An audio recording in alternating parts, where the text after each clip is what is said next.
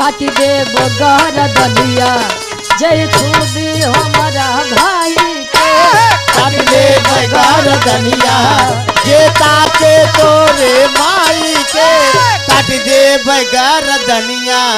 जे तो ताके तोरे माई के। भाई के माई के नहीं भाई के काहे जाते है बाहर ले भाई ले हाँ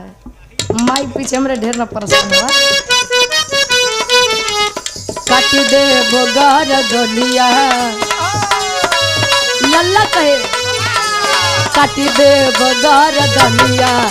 जे छोड़ी हमारा भाई